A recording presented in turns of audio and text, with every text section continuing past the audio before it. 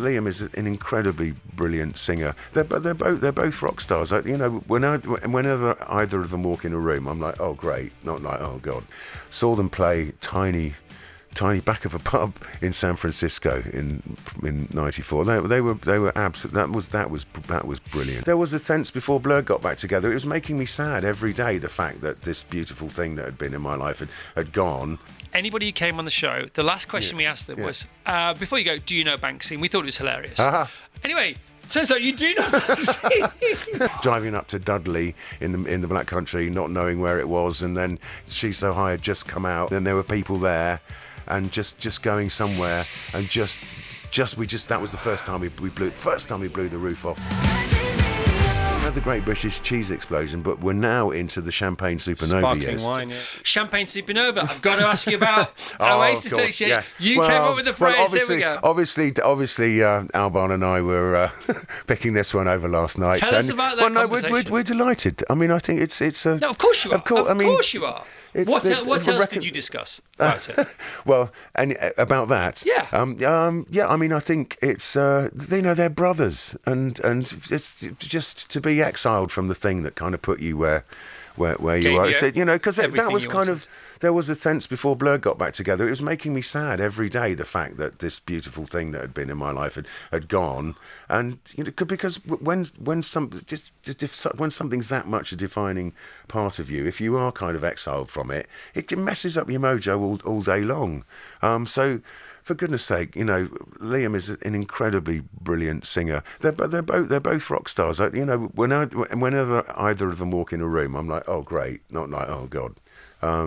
So, not sure I'll go, but I'm delighted for them. Not sure you'll go, but I think you might go. Do you think? Well, you're you. I'm not you. We were both on tour in the States in '94, just before it got ugly. We keep the tour paths kept crossing, and saw them play tiny back of a pub in San Francisco in '94. They were absolute. That was brilliant. Did you and David discuss the sort of the size of their tour, what they're doing, how they're doing it? Did you discuss that you might do it? What? Give us one other ingredient in the conversation, then I'll leave it. Then we moved on to what exactly we think about Dave and Graham actually. That's the rule. What, the Noel and Liam of Blur? No, because if there's two people from Blur or more in the room at the same time, the ones who aren't there don't tend to fare very well. Do you know what I mean? We moved on to moaning about Blur, but no, delighted for the Gallagher boys. Fantastic. Would you? And Andy Bell's in the band as well, isn't he? He was in Ride, I think. He's brilliant. He's great. Would you ever consider a similar size event yourselves, do you think? Did you discuss that last night? I think it was nice to kind of underplay it. That's the first. I mean, it's a slog. They've doing a lot of shows, aren't they? This is the first time we've got to the end of a Blur tour or album cycle without at least one of the band going, ever again. Do you know what I mean? I think it was really nice to get to the end with everybody going, wow, it'd be nice to do more. But I think as long as you if you kind of respect it and actually keep producing new work, then hopefully you can keep coming back to it for forever and ever. Did you discuss any of this with Damon last night? I don't think Blur will happen again for a while, but it would be a terrible shame if it never happened again. But I kind of like not knowing, just getting that phone call. Yeah, that's the way you roll. Comes to town. There's so much more I want to talk to you about, but it's 5 to 10. I can talk to you all day, my friend. Thank you so much for reading my book. I don't like your book. I love you. This book is great. Alex James Over the Rainbow. We haven't quite finished it. I just don't know which question to ask you next. Got so many. I don't want to. All right. So a year ago, maybe 2 years ago, just for a laugh, anybody who came on the show, the last question we asked them was, for a laugh, was, before you go, do you know Banksy? And we thought it was hilarious. Anyway, turns out you do know Banksy. and by the way, you just mentioned it very fleetingly. Well, no, he did we finished the first Wembley show. The band did a 118. I go back to the dressing room. There's nobody there. The Banksy full stop next chapter. I went, hang on a minute. What did you say? There was nobody there except Banksy? Well, he did. I mean, he's very close with Damon. He did the artwork for the think tank. But he was at the gig. He was in the dressing room. He's Banksy. Did he have a hoodie on? Was he spraying the dressing room? He was really. Did he have any stencils with him?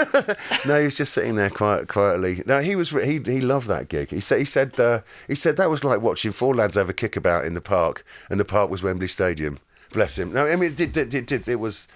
I'm boasting now, but You're not a boaster. You are not a boaster. This book is so unboastful. It's full of humility. This book. That's what this book is. It's awesome. Pivotal Blur moments, right? So the pop-up 20-date tour that came out of nowhere, it's the came out of nowhereness of this book, which is brilliant. And it's the foundational, firm, solid, concrete, familial life that is your life now meets breaking news, we're going on tour again. Oh, okay. And by the way, with this new album, and it's got to all be done in 8 weeks, and you've got to lose however many pounds, and you've got to, I don't know, whatever. You still got to make it for the school run and the farm meeting at 8 o'clock on a Monday. Yeah, exactly. Right? Yeah, absolutely. And don't miss that alarm one. for 6:30 from the farm. You can't stay in London because you know you're getting naughty boy. Back to the monastery. Straight back to the monastery. Yeah, it's the way. Yeah. So other great moments in Blur. Give me two more great moments over the last 35 years. Oh man, the first ever moment you thought, oh my God, this is going to be fun. We got to Sweden and we'd just written Girls and Boys. It was a festival called Hultsfred that's still going on today.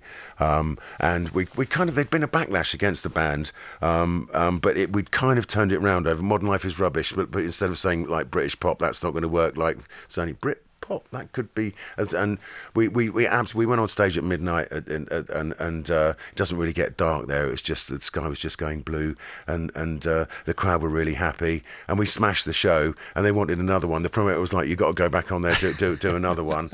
And so we thought we'd do Girls and Boys because we'd just written it, and that was the first time I was hit by a bra, and nothing was the same again after that. And you said to the bloke, would you like it back, sir?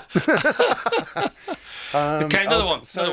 What about Massive? What about Massive? It's always the first it's always the first time that something happens that really. So what was Massive was actually the first time we did a show outside of London, like meeting at King's Cross and driving up to Dudley, in the van, the famous van. To Dudley JB's on a Friday night. A VW transporter, nutty Nev driving his VW transporter with all the gear in the back, driving up to Dudley in the Black Country, not knowing where it was, and then getting there, and She's So High had just come out, and it was getting evening play on the radio. Then there were people there, and just going somewhere, and that was the first time we blew the roof off. And actually, a lot of people who were at that show still. Darren from, as in the Ballad of Darren, was there, and Stuart, who key part of the Blur team. Now they were both there, so. Yeah, it's always the first time you hear your music on the radio that you're not expecting it to. First number one, yeah. I mean, what's that? Country House. I don't know. It's funny. What I've learned is you don't really get to know what the hits are until about 5 years after the album. Yeah. Then it's there's a new song #1 every week now. But what you're listening to. But alas, not enough bands. It's got to change.